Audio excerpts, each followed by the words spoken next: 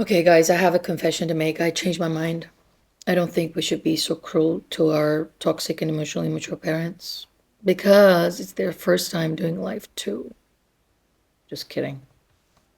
It is their first time doing life too. But so is yours.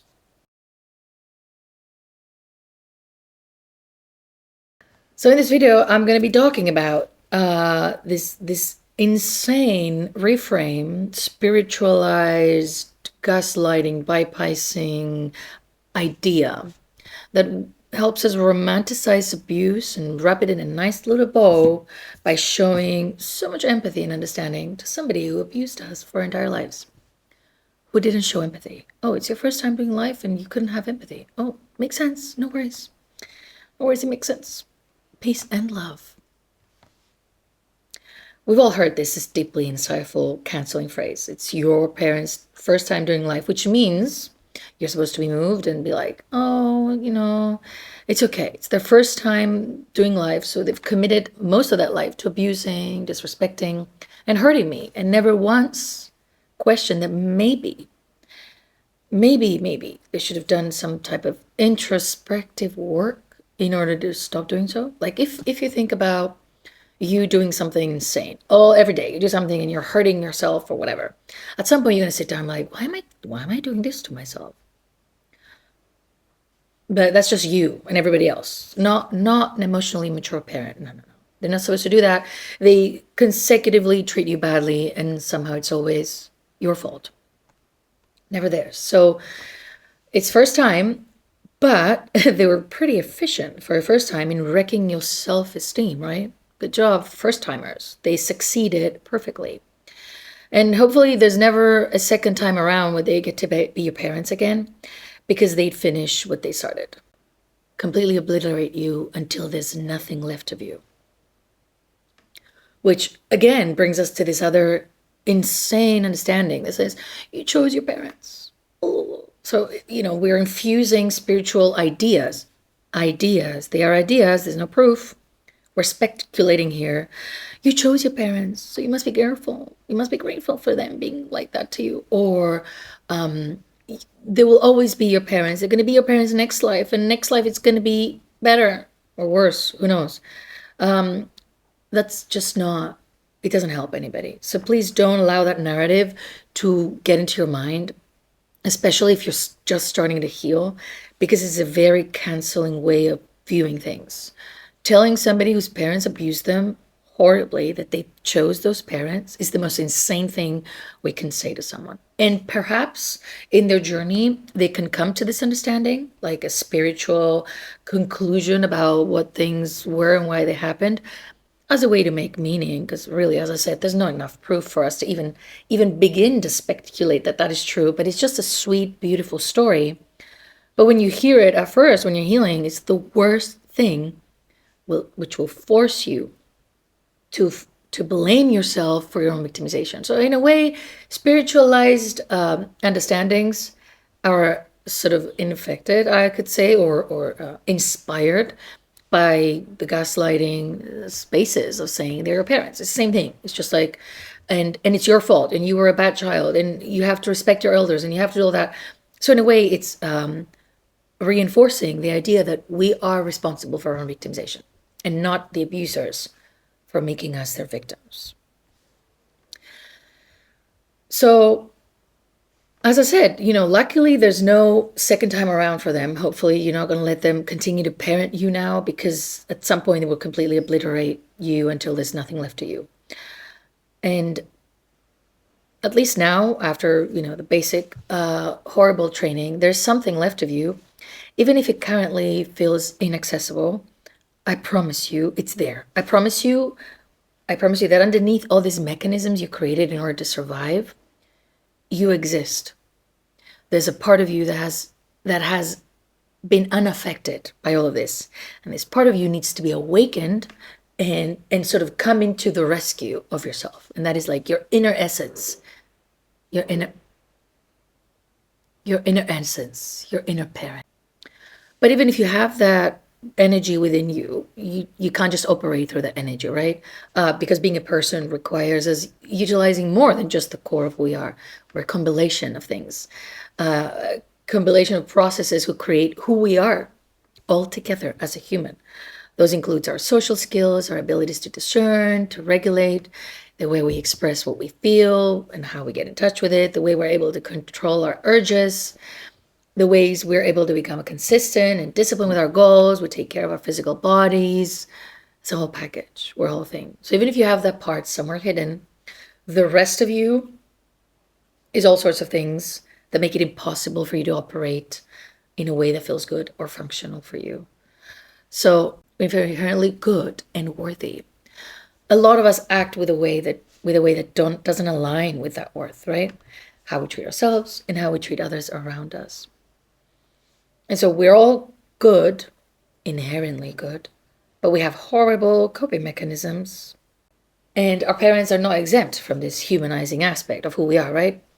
They're also the same. But my question is, since it was their first time, why was it so hard to see that you're suffering because of them? Why was it so incredibly hard to respect their own children? The coping mechanisms they used were mostly projective identification. They projected onto you every single parts of them that they hate as a means to internalize their own inner conflicts, their own inner chaos, and then they attack those parts by attacking you. Go figure. It's definitely unconscious mechanisms. They would never be so diligent with something if it wasn't such an unconscious drive. But why didn't they ever become conscious that they were hurting you? Like, you probably were showing it. You were crying, you're begging. And then you had other sort of like side effects from that. There were bruised faces. Who knows, right? All these things that were happening. Why didn't they ever think, oh, what am I doing to them? Why didn't they ever see that you existed in a body that they were abusing? And in a mind that they were hurting? Why didn't they ever look in your eyes and think, this poor child is crying again, and it's my fault. I've been hurting this child. Not once. They've never once saw that they were hurting you. No empathy. And that's a lot of commitment to stay non-empathic for being here the first time. They sound like they're professional. They're professionals. Like, honestly, the amount of commitment it takes to continuously abuse someone with absolutely no insight on how you're impacting them by how you're treating them is crazy. Then again, those parents were on a mission, right? They were on a mission to break you, force you into the mold that they chose for you, have you dance around like a Muppet, to the rhythm they chose, when they chose, and then toss you aside and have you on recall like a soulless toy. Their creation reminds me of their God. They really went ahead and encapsulated the parental figure, onto the God, just a bit scarier. And yeah. Suspiciously the same, I would say. But anyway, let me ask you something. When you own something, aren't you usually more careful with it? Like, isn't it more valuable because it's yours? Don't you have this, like, even if it's just a sweater and you're like, oh, I love my new sweater, I'm going to take care of it. Or do you just go and pour drinks on it or just roll in the mud with it and be like, I don't care. It's my sweater. I could do whatever I want with it. But then you're thinking, then it's going to be dirty and then I won't be able to salvage it from making it so dirty. I mean, I would think. And then swap sweater with child. It's indeed their first time being parents, but come on. And by using this phrase, it's their first time, let me give them some grace and empathy. We're empathizing with those that didn't think that hurting their own little child, vulnerable child, was worth of some empathy. How are we extending empathy to people who didn't think to be kind to a child? Like, it's a natural instinct to be kind to little kids and little creatures. Nature designed it this way, in a way where if we see how all of the creatures, when they're babies, have this cute element, it is a level of survival that keeps them from you have the instinct to protect them. They're all cute when they're little babies. Every species, except cockroaches. Actually, I have an insane fear of cockroaches. Like, it's insane. It's not normal. Working with it, it's just too much. I just can't. But when I see the small one, when it's a small one, I'm like, yeah, whatever. I'll just get it out of the house. If I see the big one, I'm ruthless. I am ruthless. No matter how scared I am, I'm completely ruthless. And it takes me about a second from the moment I see it for it to be gone. So it's like, it feels like everything in a smaller form, every creature, little cats, little bears, I guess even little sharks, whatever. They have this element where you don't want to hurt someone who's little. It just doesn't feel good. I don't know. Maybe that's just me. I hope it's not just me. I don't think it's just me. But anyway, we are really romanticizing abuse. Because yes, it is their first time, but also they messed up majorly and significantly. And most of them had quite a few windows of opportunity to change their ways. It was, after all, in their control. But instead of assuming any responsibility, they leveraged your ways, now possibly beginning to show up as rebellious, failing, you're reacting, or even you're just depressed. You're a mess. They said, now, this is the reason why they're treating you this way. See how they did that? They treat you horribly, and then you're having side effects from that horribleness, and now they're being even more horrible with the excuse that it's because you're like that. It's just insane. So at the end of the day, the only kind of control you had over this insanity is that you had to figure out a way to make them stop abusing you by acting the way they wanted you to. So it's almost like they're saying, look, I'm so powerful, I'm going to be abusive, but you have a way out of this. Just conform, just do this, just obey. Instead of them thinking, I have a way out of this, I have to stop being abusive. No. I am abusive, and you have to figure out a way to make it less. It's in your hands. How nice, right? You ended up being the culprit and responsible for your own victimization. They couldn't help it, you see. If only you weren't so, whatever is that thing they kept saying you are, was the reason why they abused you. Mine was that I was stubborn and I never listened. And I always want to do things my way. Saying it now is just so funny. Like, that's a good thing. That's actually a very good thing that kept me going in my entire life. If I was listening to people, and if I didn't do things my own way, I would not have learned what I've learned. And the other problem that he didn't really like is that I always had a response ready, meaning I was always protesting against injustice. How dare I? Right? If only I had been different. But there was another solution, but that would force him and every other parent like him to change their own ways instead of expecting the child to conform so that they could be provided consistent love and safety. It is insane that our safety and our sense of feeling loved had to be earned via compliance, obedience, and over-the-top performance as requested. The one thing that was supposed to be a given fact, that our parent, unconditionally, the only human being in this earth that loves us unconditionally is our parent. And if we're going from human beings to beings, I would also say our dogs and our cats and our pets. But in reality, it's not even fully unconditionally because it's a relationship where they need us. So we're building this and then they end up adoring us. But would they adore us if we've never taken them in and taken care of them? We don't really know that, right? And I guess we perhaps are the ones that love them unconditionally. We don't go like, now I don't love you because you're barking a lot. Now I don't love you because you're like, love is not something we give and take like that to those that we are taking care of, we've taken on as our children.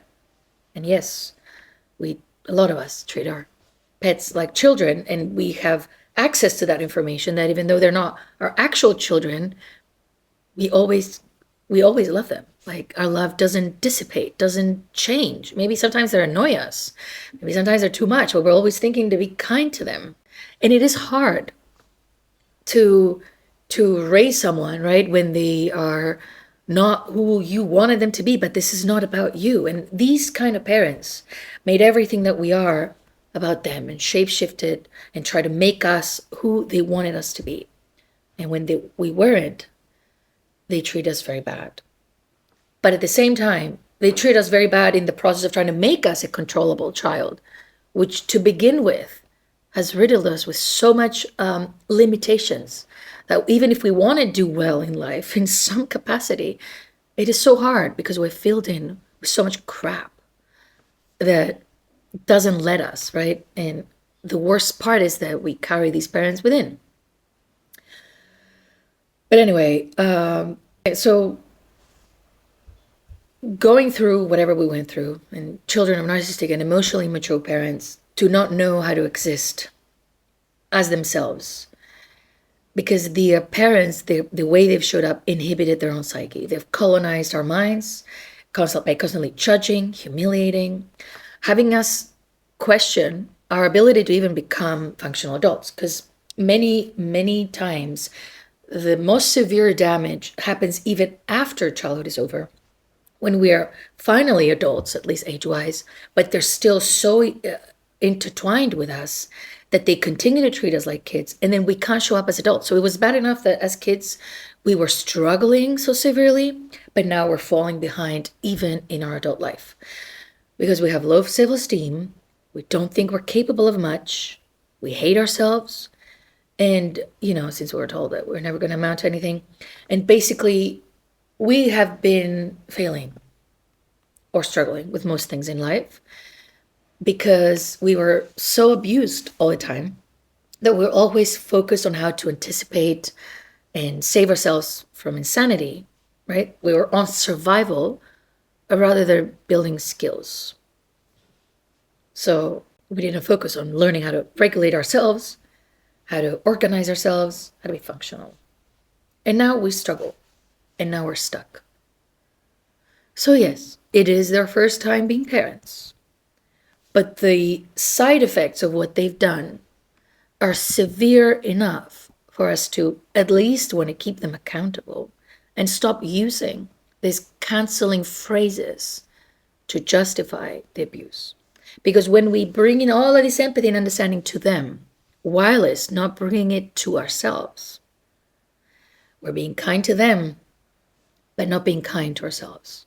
Because if we are kind and empathic towards our abusers that continue to be abusive, continue to hold us back, continue to mess up our lives, we're not being kind to ourselves. So yes, it is their first time doing life. Assuming we don't come here repeatedly, let's just take it as it is, face value.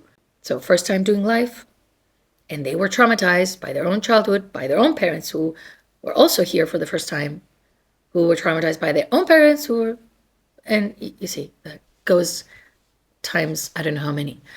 But so is yours. It's your first time doing life too. And if in your first time doing life too, you went through all of this abuse, and all you're thinking about in how to navigate that abuse or correct that abuse or feel better about that abuse is to show understanding to those that abused you, whilst not showing understanding and empathy for yourself. I would say maybe, even if it's the first time, you need to learn something from it. The learning may be different. And I've asked this before in another video, and it's a very important question to ask to ourselves. For those of you wanting to be in proximity or softening up or trying to bring them back into your life or trying to reparent them, I want you to think back to a day in your life or something that they did to you and look at that child that you were, that the younger you, and ask them, do you think I should forgive them? Do you think I should have empathy for them? Do you want us to stay in closeness to them?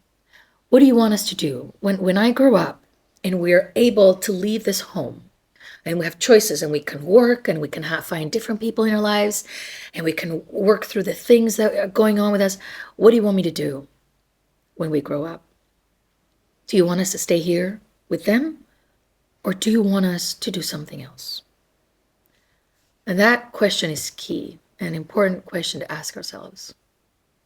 Because if we approach ourselves with the same empathy that we want to extend to them, with that parenting energy of, it's their first time. You are a child. You're going through so much for your first time here. What a horrible, I'm sure you don't want to come back again.